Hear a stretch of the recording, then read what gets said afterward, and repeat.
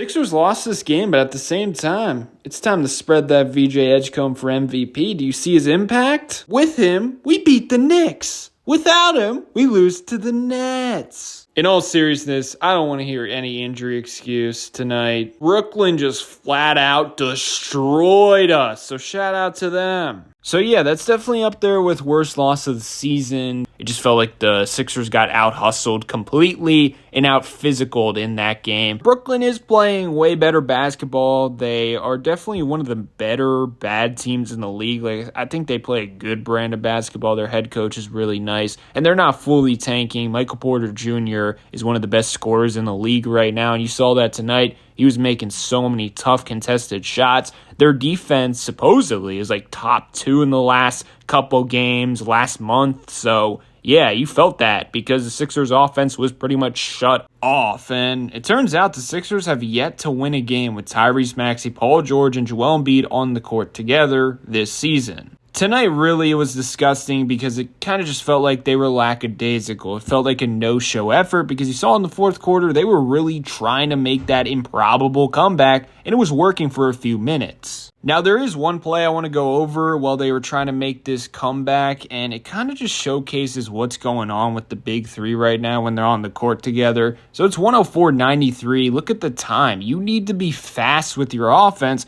and Tyrese Maxey is just playing way too slow here. He gets it across half court with 17 seconds. Next part of the play kind of showcases what I've been hinting at in a few videos during like Sixers losses and when people complain about, Nick Nurse's system. I feel like when the Sixers offense is not working, they're not great at executing plays and they move around like zombies. First off, they're not on the same page. You see Paul George and Joel Embiid waving someone through so the spacing is correct. And this is after, wasting a ton of time getting it up the court when you must score quickly. Eventually, they finally screen, and the Brooklyn Nets are like, whatever, we will just switch. Now, in my opinion, at this point, Maxey needs to just scrap the play altogether and say, fluff it. I'm taking Terrence Mann off the dribble to my right because I'm faster than him. I know he's playing his right hand, but you got to get around him. Or just, create an advantage, doing something, because this play's going nowhere. And that's another issue when Joel Embiid plays, in my opinion. You saw in the first quarter, Tyrese Maxey extremely passive, and it was fine because Joel Embiid was on fire. They got away with it. But I think that played a part in Tyrese Maxey not having an offensive rhythm at all in this game. He's at his best when he's constantly attacking. And normally, in games like this where Maxey can't hit anything, he will still continue to attack. But I feel like when Joel Embiid's out there and he starts slumping and playing terrible, it's more likely for him to just be another guy out there, which can't happen because, Embiid's no longer prime Embiid. I don't know. It just really feels like their chemistry is off this season. Their two-man game has really been easy to guard for teams. It's not causing them problems. I think you're seeing their two-man game lead to way more Embiid opportunities than Maxey. Not many backdoor cuts, not many hard screens on Maxey's defenders setting up the three-pointer, not many of the signature between the legs to Maxey. Their two-man game has just been off, and it's not even a weapon at this point. But now we go back to the play, and you see they try to set another screen, and there's just no intensity to them doing it. They're just moving. That's not going to work in the NBA. What are you doing? And also, it kind of feels like in their head, they're like,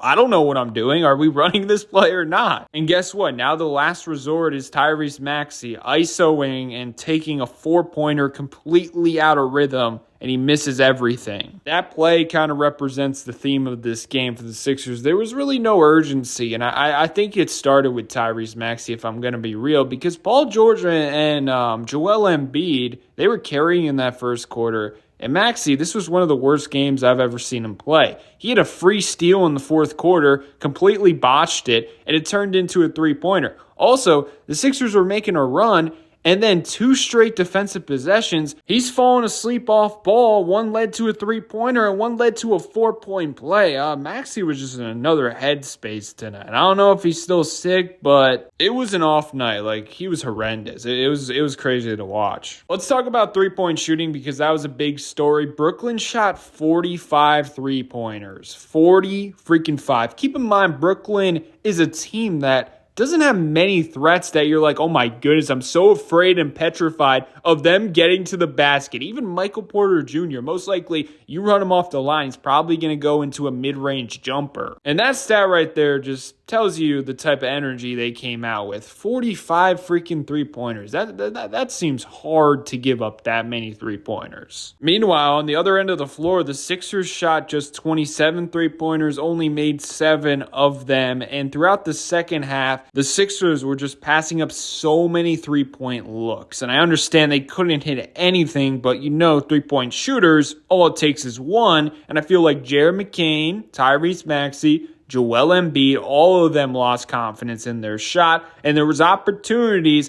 to chuck them up there. Instead, they passed it up, and guess what? It eventually led to a worse look. 2 things about Jared McCain that I'm concerned about. He's losing confidence in his 3-point shot. There's times where the defense kind of closes out like lackadaisical. Like they're closing out, but they're not really closing out. And he can easily get a 3 off, or last year's Jeremy McCain would be, salivating over that opportunity. But he pump fakes, and then he's trying to get that turnaround, or he's trying to just pass it out when he gets into the paint. It's like, dude, just take the 3-pointer. We're going to live with your misses because we know you can get hot. And you need that 3-pointer because it gets everything else going in your game. He needs to start looking for his 3-point shot more. Let it fly.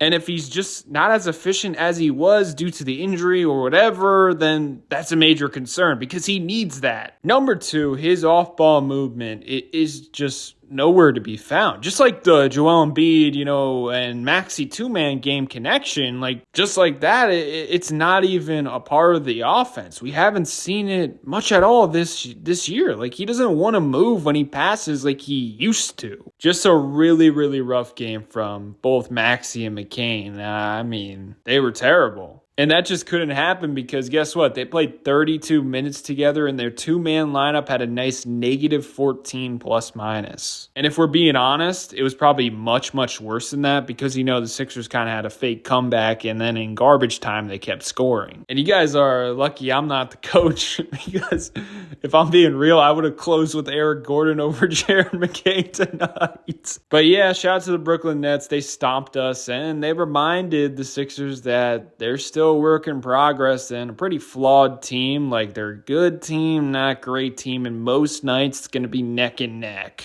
Hopefully they bounce back on Friday. Happy holidays. Everyone have nice, safe holidays. You know what I'm saying?